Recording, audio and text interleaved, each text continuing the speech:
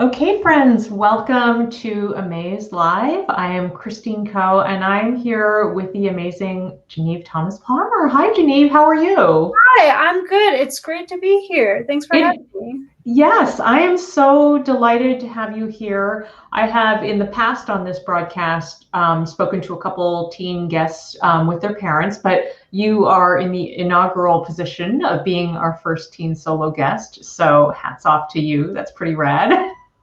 Thanks. That's very exciting. Yeah. So I wanted to talk to you today. I would love, well, we shared a few weeks ago about the launch of the Kids These Days podcast, which is, correct me if I get the tagline wrong, but it's basically created by teens for teens, and it's all about teen feelings and experiences. And then I was so fascinated to learn about you because you were very involved in the episode that came out this week, which I will link up after our broadcast. Um, so why don't we actually just dial back a little bit? I'm getting ahead of myself. And I would love for you to share about your background. You're a teenager, you're going into your senior year, Yes. and somehow you're already producing podcasts for Michigan's NPR affiliate. So like what tell us the story and tell us about the communicator and all that. Um, so I joined the Communicator, which is my school, community high school's student newspaper. I joined the second semester of my freshman year because I was told I had to pick an English class to take, and that one had advanced in the title. It was advanced journalism. Mm-hmm. So I thought, wow, that'll look so good for colleges. But I joined and I fell in love with journalism. My teacher, Tracy Anderson, has this energy about her and this passion she brings to it and to getting to tell other people's stories that really that makes pretty much all of her students fall in love with it. So I worked on the Communicator. I've been working on there since freshman year.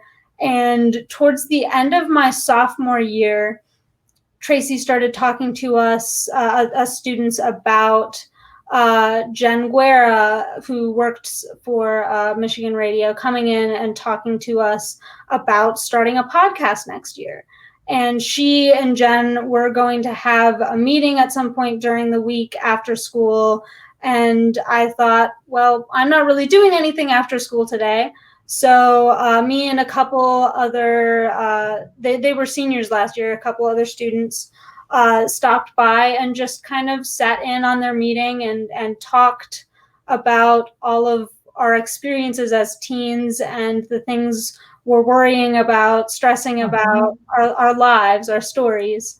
And then the next year, Jen came in and we started meeting during lunch every week. And then it became a class second semester of this year. Okay. And we started creating a podcast. That is so cool. Now, obviously, I don't want you to just disclose anything you wouldn't want to disclose, but I'm sort of curious, like pre-pandemic, were there key major threads, for those things that teens were worried about and struggling with that came out from those discussions? Yeah, I think that there are so many things. I think that we talked a lot about sex and hookup culture and how the concept of sex and virginity and what a hookup is and means, how that has grown over time and how that's different for our generation than it is for others. We talk a lot about the stress of applying to colleges and figuring out where you're going to go, how you're going to get in, how you're going to pay for it, what extracurriculars do I need to be doing to get where I want to go in life, and how that pressure is, I've seen it being different for my generation that it has been maybe in the past, especially where I live in Ann Arbor, Michigan, which is a college town. I think that a lot of us experience a lot of pressure from peers, teachers, and parents that is not necessarily all bad, but it does create a lot of stress. And another very interesting thing we've talked about has been living in a post 9/11 generation where Mm-hmm. the world we've grown up in is so different from the world the past generation grew up in so many ways. Yeah, absolutely. That's amazing. I mean, it's amazing. And I told you before we started recording that I have a 15-year-old, and I am continually in awe, and so happy. And also, it's a lot, for teens to be thinking about. But I'm just so glad that you guys, the level of awareness and things that you guys are talking about, I will say, is pretty different than when I was a teenager. So it's hard and it's hard work. And I think it's also like incredibly heartening that these conversations are happening. And also, like, high fives to your, I'm sorry if you said she was the English teacher, but the one person who's advising on the communicator, because I feel like those educators are just formative people, like in people's experiences. So I'm so glad that you have that. Yeah, me too. And I just wanted to, I see a bunch of people on the broadcast. I just want to encourage you, if you have questions for Geneve, drop them in the comments, or like a high five, an emoji, GIF. We welcome all manner of communication. And I will wing any questions to her. Now, some of your reporting at the communicator, it has been on LGBTQ issues, yes or no? Am I correct? Yeah, I have been focusing a lot on LGBTQ issues. And like, how has that, what kinds of stuff have you been covering? Well, I am a lesbian, and I came out my freshman year. And since then, there has been this kind of internal struggle for me of trying to figure out how to accept myself and trying to learn about the queer community and learn about our history and modern issues. So I think that my LGBTQ plus coverage on the communicator has kind of, it almost reflects my journey in a way towards self-discovery and discovery about other people in the community. Sorry. Yeah. So I think it mainly started with this series I did, Every Part of Me, where I would interview a bunch of queer students and staff at my high school about their coming out and their sexuality. And it really, that was kind of where, that was almost the like launch of, after I launched that, I kind of realized that there was a lack of LGBTQ coverage, like not necessarily just in my school, but it's kind of like an international problem, that it's not something that's talked about enough.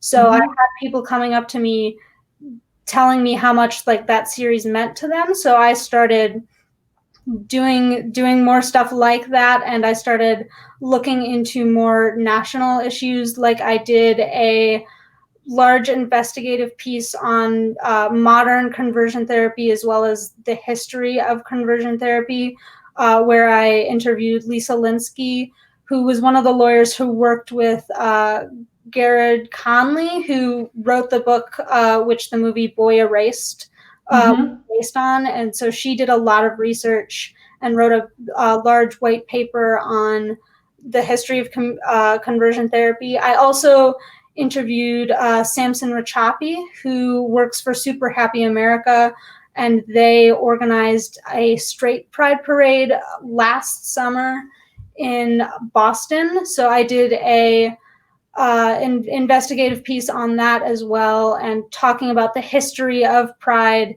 and why straight pride can, on purpose or sometimes just inadvertently, have this really big negative effect on LGBTQ people.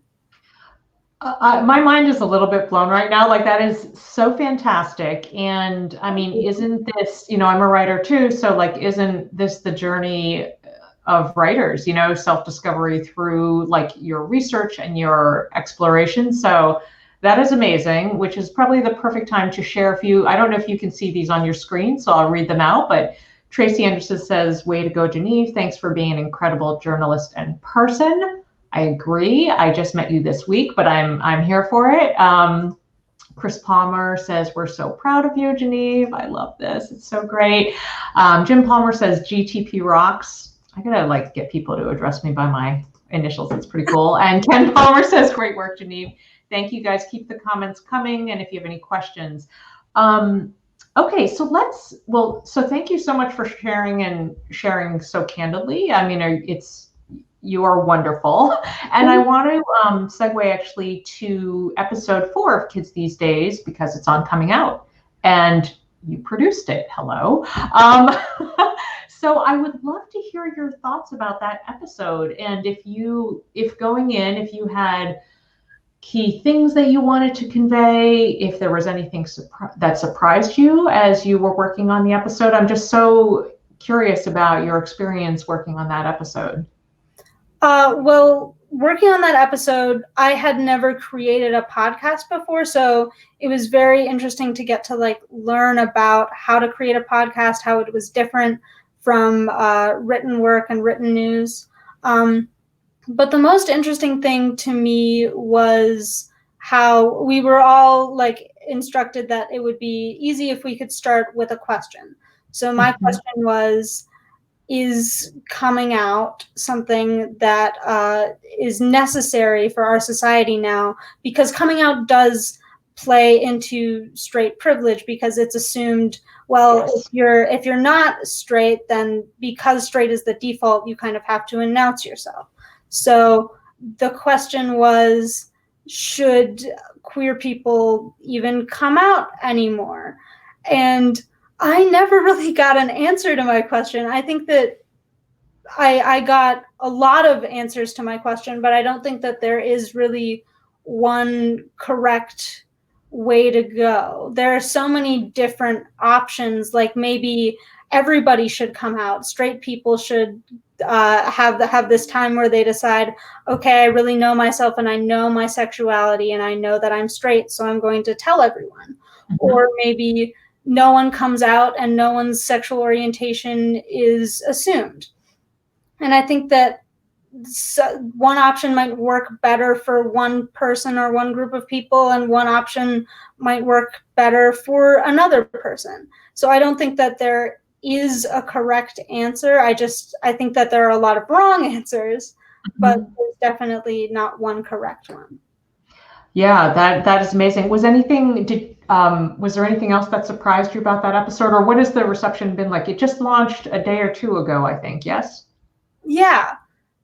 I think that it launched yesterday, but okay. The main comments I've received have been from people I know, people I go to school with. I remember I got this really, really sweet DM from someone who goes to my school that said, like, thank you for doing this. This is exactly what I needed to hear right now.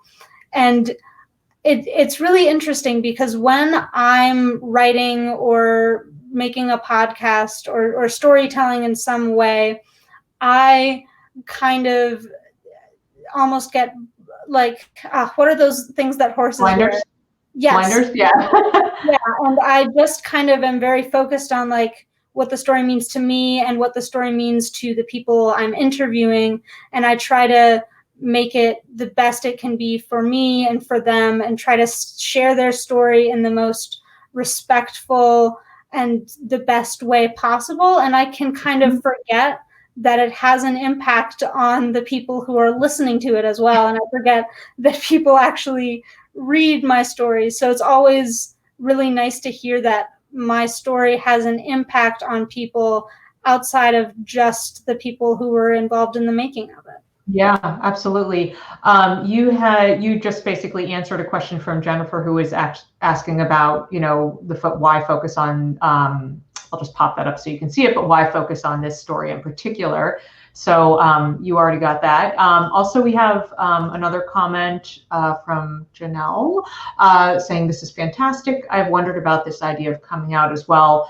And I will say personally that I hadn't really thought of it in the lens of straight privilege either. And I think it's interesting when you said, I didn't really get the answer to my question. That, I mean, that's part of what this is about, right? Like this is such a time where we are continually learning, and I guess that's part of what this sort of investigation of identity. And I imagine you'll probably end up doing further work in this area, just like to try to find more answers and uncover it yourself. Yeah, I hope so. I hope to be able to continue to share stories and investigate. Yeah, you absolutely should. I'm gonna have to look up see if the communicator's online and look up some of your pieces. So I heard one of your parents' voices very briefly before we went live, and so let's move on to parents, because I would love, and you don't have to share anything personal, but I'm curious because we have a lot of parents and educators on this page, and I would just love to hear any of your thoughts, things that you just generally feel, or things you've heard from some of your friends about what are like the best ways that parents can be affirming for kids, as they figure out their identity, as they choose, if they're choosing to come out or whatever. I would love, some ideas, because I think for a lot of parents, some of this can be confusing because even terminology is different than when we grew up. You know what I mean? So I would love your thoughts on that.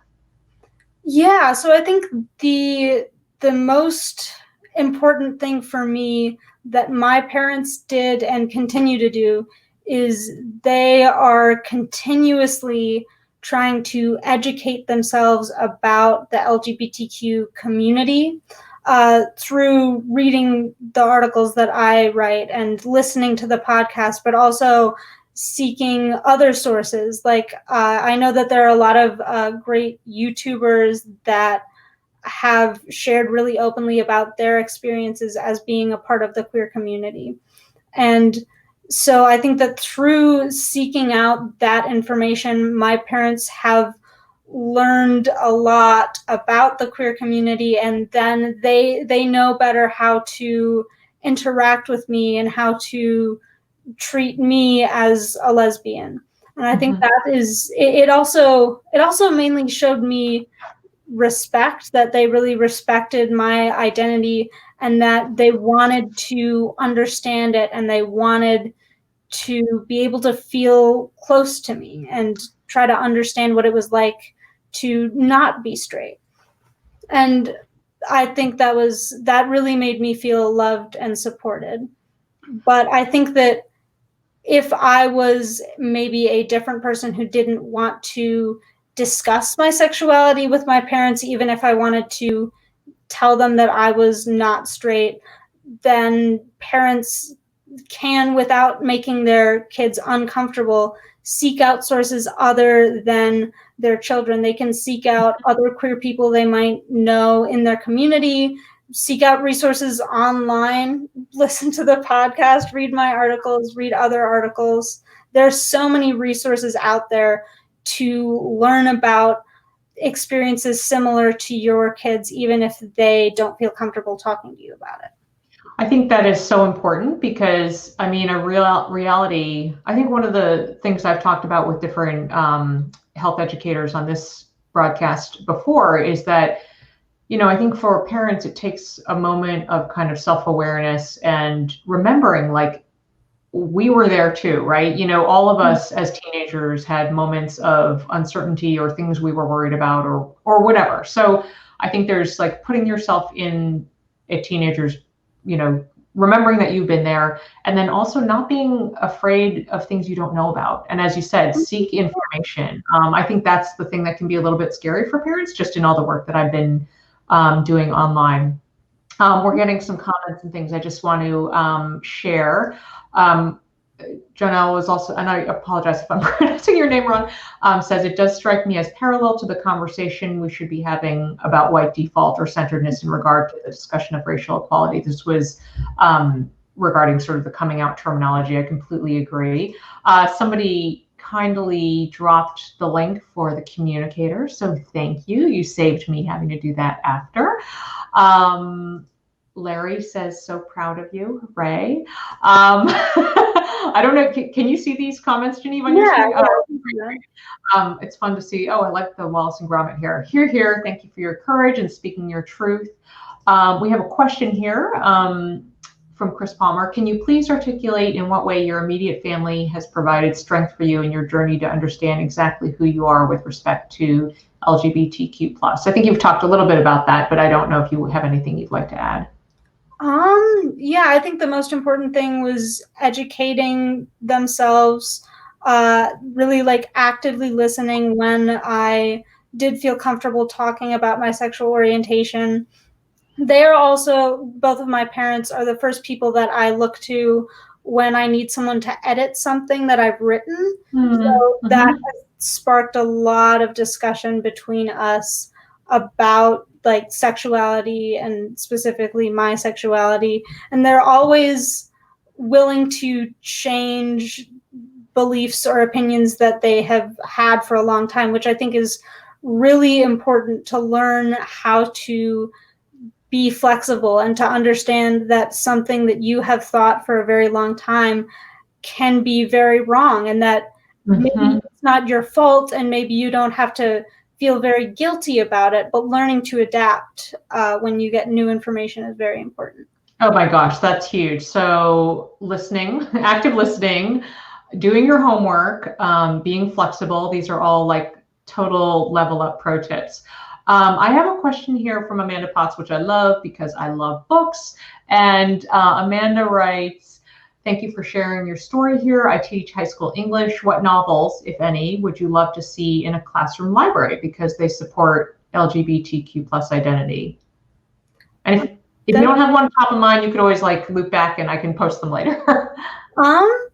To be honest, I have not read a large amount of queer literature.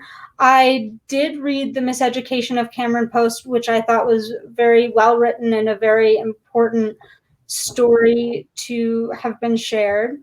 Yeah, I think that's a very important one. I would love to read more historical books about queerness. I know that two YouTubers who are married, Rose and Rosie, published a book called Overshare, which kind of went very in depth about their entire lives. One of them is a lesbian and one of them is bisexual, so they also talked a lot about their sexualities in that book. Yeah, I think that there is a place for those types of books that center around queerness as a theme. And I also think that there should be this other section of books that include queer characters but don't necessarily have a big, huge plot line surrounding their identity, because it's also important for queer students to know that these LGBTQ characters can just be a part of the story and be accepted as normal. Yeah, absolutely. And also, Amanda, this is reminding me that our friends at Sex Positive Families, I believe they have like a big book roundup. So I will dig up that link and share it in the comment thread after the broadcast, because they had lots of great recommendations. And also, I think last week on this feed at Amaze Parents, for younger kids, I had shared a roundup from Read Brightly about different, it was more like picture book lane, but there's certainly lots of books out there. Okay, I have like a really cute comment. So I just wanted to share from your grandmother. She said, thank you for helping me to bridge the 65 years between our experiences. I love it. Love it, love it, love it. Okay, and then Amanda followed up by saying, thank you, I have Cameron Post. I like the idea of adding more books where queer characters are part of the story. Love it. And then, sorry, we have another comment that just came in. Please do post book lists if you have them. I'm involved in a project to get more books that embrace diversity, whether that be in characters, storylines of diverse authors, into schools and libraries. Thank you for pronouncing my name correctly. You're welcome. Okay, well, we're running short on time, so if anybody has additional comments or questions, please drop them now. But my last question for you, Geneve, is I'm just so curious, like what's next for you? I mean, I know you're going to be a senior. I know there's a ton of uncertainty about what's happening this fall, but what are your plans, like either with the podcast, with the communicator, or anything else? I'm so like fascinated now to follow your trajectory. I'd say the most important thing for me is that I continue to tell stories in whatever way that means, whatever way is best for me at that time. I want to continue to tell my story as well as the stories of other people, probably talking to more LGBTQ people about their experiences, and doing searching and investigating through topics like that, also other topics. Really, as long as I'm telling stories and there are people out there listening, people out there who can relate to it or be emotionally impacted by it, I want to keep doing that, and I want to keep having that impact. Well, keep doing it, because you are touching peers, you are touching parents and educators, and this is what we need in life. So also, I will link up Kids These Days. We shared about it, as I said, on this page before, but Jennifer comments in that the students talk about that. I think she's talking about books, maybe referring to books in the first episode of Kids These Days. I need to catch up on my podcast queue. But I have tuned in briefly, and it's a great show. And I, as a parent of a teen, also, I love it so much. Any closing thoughts? Anything we missed that you want to touch on, Geneve, before we close out? No, I think I'm all good. Thanks for having me. Yeah, I'm so grateful. And, if you are coming to this broadcast later, my friends, and you have comments or questions for Geneve, please drop them and I will get them to her.